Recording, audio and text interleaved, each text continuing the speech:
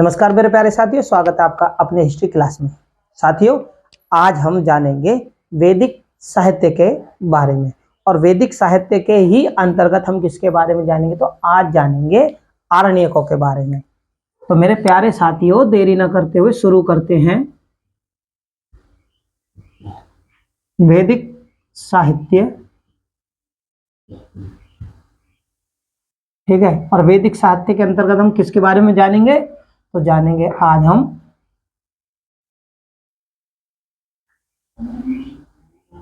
आरण्यकों के बारे में। आरण्यक, ठीक है। तो किसके बारे में जानेंगे भाई, आरण्यकों के बारे में। अब देखो मेरे प्यारे साथियों, होता क्या है, ये जो आरण्यक हैं, ये जो ब्राह्मण ग्रंथ बने थे ना, उनके अंतिम भाग थे। किसके थे, देखो पहले क्या थे, वेद थे। क्या थे, वेद। वेद आप सभी को पता है कि वेद 4 थे, जिनमें थे ऋग्वेद, ठीक है। उसके बाद में सामवेद, और सामवेद के बाद में यजुर्वेद, ठीक है। और इनके बाद में क्या थे, अथर्ववेद। तो मेरे प्यारे साथियों, इन वेदों से संबंधित हमने काफी वीडियो आप लोगों से इनके बारे में काफी विचार विमर्श कर चुके हैं, ठीक है। तो अब क्या है, आज हम आरण्यकों के बारे में जानेंगे। जो आरण्यक थे भाई, वो क्या थे, आरण्यक कहते किसको है, ठीक है ना। इन सभी के बारे में आज हम चर्चा करेंगे। भाई देखो, वेदों के बाद में वेदों को सरल भाषा में, यानी आसान भाषा में वेदों का विस्तार करने के लिए क्या कहा गया था, इनके बने थे वेदों के बाद में ब्राह्मण ग्रंथ। ब्राह्मण ग्रंथ बने थे, ठीक है। क्या बने थे, ब्राह्मण ग्रंथ। और ब्राह्मण ग्रंथों के बाद बने थे आरण्यक। ये वैदिक साहित्य के अंतर्गत हम आज आपसे बातें विचार विमर्श करेंगे, ठीक है ना। ब्राह्मण ग्रंथों के बाद आरण्यक, और आरण्यकों के बाद में उपनिषद, ठीक है। उपनिषदों के बाद में वेदांग, वेदांगों के बाद में बनते हैं सूत्र, सूत्रों के बाद में स्मृतियां, और इनके बाद में महाकाव्य, और महाकाव्यों के बाद जो बनता है समय पुराण। अब समझ में आ गई होगी कि हमने वैदिक साहित्य के अंतर्गत हम क्या चीज जानने की कोशिश कर रहे हैं, ठीक है ना। तो पहले वेदों के बारे में हमने अपनी पिछली वीडियो के बारे में बहुत सारी जानकारी आप लोगों से साझा की है। उसके बाद में ब्राह्मण ग्रंथों से संबंधित भी हमने सारी जानकारियां आप लोगों से साझा कर चुके हैं, ठीक है। बात करते हैं आरण्यकों की। भाई देखो, वेद हमारे ओके, ब्राह्मण ग्रंथ हमारे ओके। आज जो पढ़ेंगे हम आरण्यकों के बारे में पढ़ेंगे, जानेंगे। भाई देखो, मैंने आपको पहले भी बताया था, वैदिक काल को हम 2 भागों में बांटते हैं, एक पूर्व वैदिक काल, एक उत्तर वैदिक काल। पूर्व वैदिक काल के अंतर्गत हम ऋग्वेद काल के बारे में जानकारियां जुटाते हैं, यानी ऋग्वेद काल के बारे में पढ़ते हैं पूर्व वैदिक काल के अंतर्गत, ठीक है। और उत्तर वैदिक काल के अंतर्गत हम तीनों वेदों के बारे में, उसके बाद ब्राह्मण ग्रंथ, आरण्यक, उपनिषदों, इनके बारे में हम बारी बारी से जानते हैं, ठीक है। 3 वेद कौन कौन से, सामवेद, यजुर्वेद और अथर्ववेद के बारे में हम जानकारियां आप लोगों से साझा करते हैं उत्तर वैदिक काल के दौरान। पूर्व वैदिक काल में जो ऋग्वेद था, ऋग्वेद का काल जो था, समय जो था, वो 1500 से 1000 ईसा पूर्व का था। और उत्तर वैदिक काल का जो समय था, वो 1000 ईसा पूर्व से 600 ईसा पूर्व में था, ठीक है। इसी दौरान आप समझ सकते हैं कि वेदों के काल को लेकर, यानी 1500 से लेकर, और उपनिषद यानी कि उत्तर वैदिक काल के समय तक, समय कितना, उत्तर वैदिक काल का जो समय था वो 600 ईसा पूर्व लगभग, ठीक है ना, 600 ईसा पूर्व। कुल मिलाकर अगर दोनों का काल जोड़ दिया जाए, यानी ऋग्वेद काल और बाद के तीनों वेदों के काल को अगर हम जोड़ दें, तो वो 1500 ईसा पूर्व से लेकर 600 ईसा पूर्व तक का जो समय था, वो पूर्व वैदिक काल और उत्तर वैदिक काल का समय था, ठीक है। थे दोनों में आर्य लोग। आर्य लोगों ने किस प्रकार से सामाजिक, आर्थिक, राजनीतिक और धार्मिक जीवन जिए, उनकी व्यवस्थाएं किस प्रकार से थी, इन सभी के बारे में हमने जानकारियां आप लोगों से साझा की हैं। अब जो जानकारी बनती है कि भाई वेदों को सरल और उनका विस्तार, वेदों को सरल किस प्रकार से किया गया और उनका विस्तार किस प्रकार से किया गया, यानी वो गद्य और पद्य दोनों में लिखे गए, ठीक है ना। तो उसी प्रकार वेदों का सरल रूप टीका के रूप में ब्राह्मण ग्रंथ बनते हैं, उसके बाद में उनके आरण्यक बनते हैं, फिर उपनिषद, और समय इसी प्रकार पहुंचते पहुंचते क्या है, वैदिक साहित्य के अंतर्गत हम इनके बारे में जानते हैं, समय पहुंच जाता है गुप्त काल तक, और गुप्त काल तक ही पुराण जो साहित्य यानी वैदिक साहित्य का जो संकलन हुआ था, यानी लास्ट में देखो पुराण महाकाव्यों के बाद में पुराणों का संकलन हुआ था, तो वो गुप्त काल तक हुआ था। और गुप्त काल क्या था, वो ईसवी के अंतर्गत आते हैं। समय क्या था, पहले जो समय था वो था ईसा पूर्व का समय। ईसा पूर्व के समय में हमने क्या है, वैदिक साहित्य के बारे में यानी वैदिक काल के बारे में पढ़ा, तो वो 1500 ईसा पूर्व से लेकर और इनका जो विस्तार होता चला गया, इनके रूप में जो परिवर्तन हुआ, यानी इनके रूप में जो सरल भाषा में इनको जो इनका संकलन हुआ, ठीक है ना, सरल भाषा में जब ये लिखने चालू हो गए, इनकी रचनाएं हुई, तो वो रचना काल होते होते पुराणों के समय तक पहुंचता है। और पुराणों का जब संकलन यानी जब रचना काल था, यानी जब उनकी रचना हुई थी, तो वो गुप्त काल तक हुई थी। और गुप्त काल किसमें, कौन से सन में था, तो वो ईसवी में था। शुरू होता है वैदिक काल 1500 ईसा पूर्व, और जो साहित्य इनका सरल होते होते पुराणों का पहुंचता, पुराणों का मतलब गुप्त काल, और गुप्त काल किसमें था, ईसवी में था, ठीक है। इसके बारे में हम चर्चा बाद में करेंगे। तो आज जो हम चर्चा करेंगे वो आरण्यक करेंगे। भाई जो आरण्यक थे वो ब्राह्मण ग्रंथों के अंतिम भाग थे। क्या थे, यहां लिख देता हूं, आरण्यक क्या थे, अंतिम भाग। ये अंतिम भाग थे, ठीक है, किसके, ये अंतिम भाग थे ब्राह्मण ग्रंथों के। एरो लगा दिया, लिख लेना, ठीक है।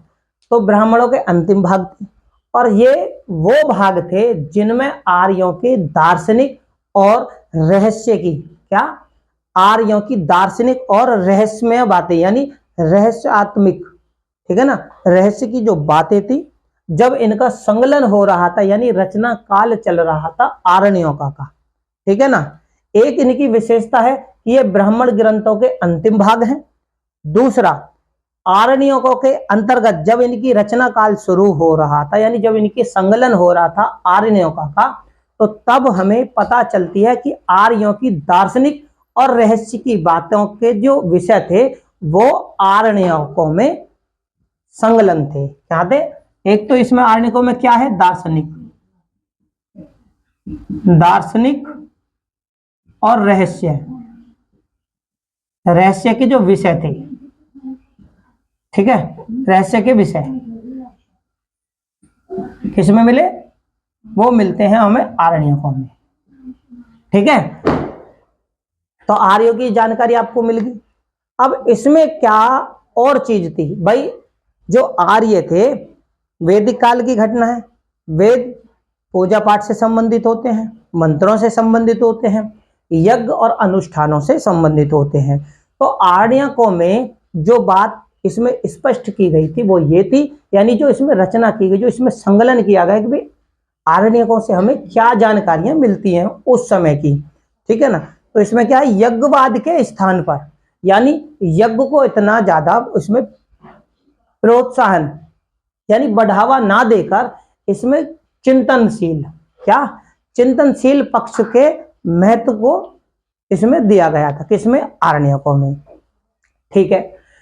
अब आरण्यक जो थे वो क्या थे, आरण्यक दरअसल होता क्या है कि विद्यार्थी जिस प्रकार भाई गुरुकुल जंगल में होते थे, उस समय गुरुकुल पद्धति थी और गुरुकुल जंगल में होते थे, तो आरण्यक जो होते हैं जंगलों में पढ़े जाने वाली विद्या होती थी, ठीक है ना। क्या थी, जंगल में इसे पढ़ने के कारण, जंगलों में गुरु के द्वारा जंगलों में ये शिक्षा दी जाती थी, और जंगल में ये शिक्षा लेने के कारण इस शिक्षा को क्या कहा गया, आरण्यक। कहां पाते हैं, जंगल में, ठीक है।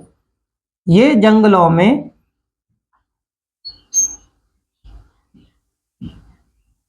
पड़ने, जंगलों में पड़ने के कारण, ठीक है ना, आरण्यक कहलाई। समझ में आ गई होगी आप लोगों को, ठीक है। अब मैं आपको एक छोटा सा उदाहरण और देना चाहूंगा।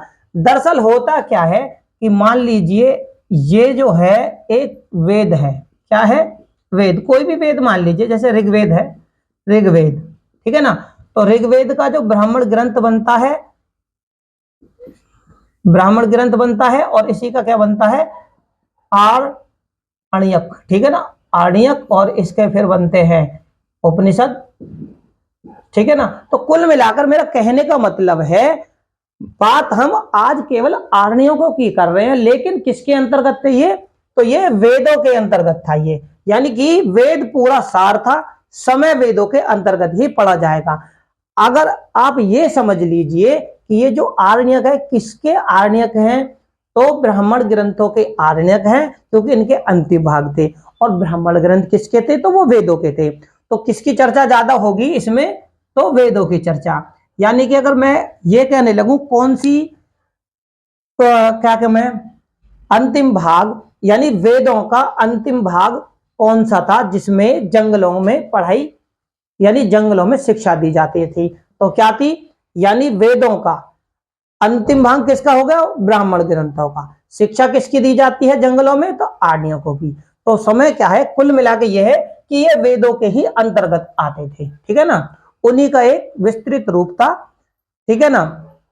आप मोटे स्तर पर, ठीक है, मोटा मोटी आप ये समझ सकते हैं, जैसे घर में सबसे बड़े दादाजी, दादाजी के बाद में पिताजी, पिताजी के बाद में उनका ग्रैंडसन यानी पोता, ठीक है।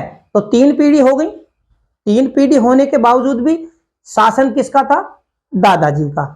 उसके बाद में निरंतरण किसका आता है, पिताजी का। पिताजी के बाद में फिर पोते का, यानी पिताजी के बेटे का। तो कुल मिलाकर कहने का मतलब या समझाने का जो मेरा तात्पर्य है वो ये है कि वेद, आरण्यक, उपनिषद, ये जो भी थे ये वेदों के ही काल के अंतर्गत इनका संकलन हो रहा था, ठीक है। आप ये चीज समझ गए होंगे अब विस्तार से। जंगल में पड़े जाने थे इसलिए इन्हें आर्यक कहा गया। इनकी संख्या कितनी थी, ठीक है ना।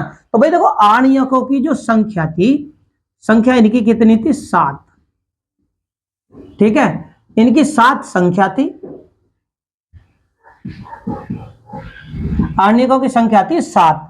अब 7 जो संख्या थी वो कौन कौन से आरण्यक थे, तो देखो भाई, पहला जो आरण्यक था मैं आपको बिल्कुल विस्तार से समझाने की कोशिश करूंगा कि भाई कि कौन कौन से आरण्यक थे। देखो एतरीय और संखायन किसके आरण्यक थे, तो देखो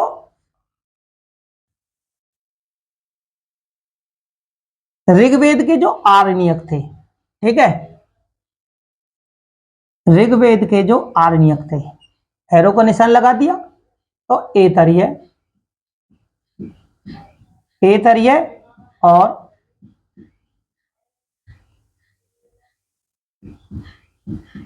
संखायन, कहीं कहीं पर संखायन मिलता है, ठीक है।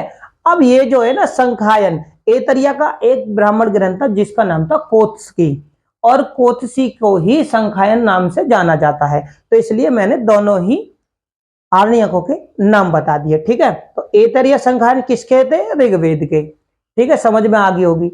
एतरिय और मैत्राणी,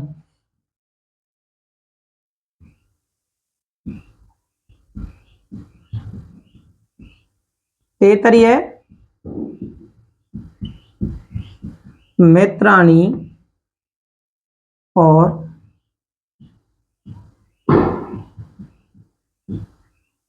वृद्धारण्यक, ठीक है ना, ये किसके थे, यजुर्वेद के।